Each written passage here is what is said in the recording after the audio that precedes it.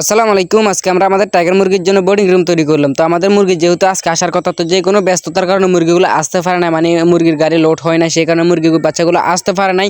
আর আপনারা অনেকে কমেন্ট করছেন যে আপনি কতগুলো বাচ্চা আনেন, আপনি কীভাবে বিক্রি করবেন, কতদিন বয়সের, কত টাকা দাম। তো সব কিছু আজকে এই ভিডিওর মাধ্যমে বলার চেষ্টা করবো ইনশাআল্লাহ। তো এখন যে আপনারা তুষ ব্যবহার করার চেষ্টা করবেন, আমরা সুন্দর করে তুষ দিয়ে দিতেছি।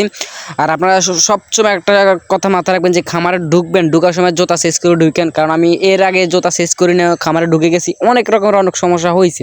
তো এই সমস্যাগুলো অনেক বলার বাইরে। আমার রানীক্ষেত গাম্বুরা ওই আগে প্রথম বেছে আমার এই সমস্যাগুলো হয়েছে।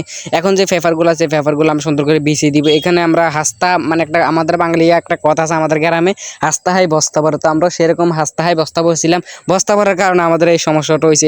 যা পেপার দেখতে পাচ্ছেন এই সব পেপার আর কি চিরা, মানে মাছ বরাবর চিরা আর কি। ওই চিরা দিয়ে যদি আমরা আদার দিই, আদারগুলো ভিতরে পড়ে যায়। তো সর্বপ্রথম আমরা ফটাস দিয়ে দিলাম। ফটাস দেওয়ার পরে এই যে আমরা পেপারগুলো দিতেছি, নোংরা যেরকম আছে একটা খামার থেকে আমরা এগুলো সংগ্রহ করেছি আর কি। ওই খামারের ভিতরে ছিল না, তাদের বিল্ডিংয়ের ভিতরে ছিল, সেই কারণে আমরা আনছি। তো খামারে অনেক মানে কোনো রকম সমস্যা নেই, কিন্তু এগুলো সিরাম। তো হাস্তায় বস্তা ভরার কারণে মানুষ ভুল থেকে শিক্ষা নেয়। আমি আর এগুলো হাস্তায় বস্তা ভরবো না, আমাদের বাঙালিদের একটা কথা আছে আর কি।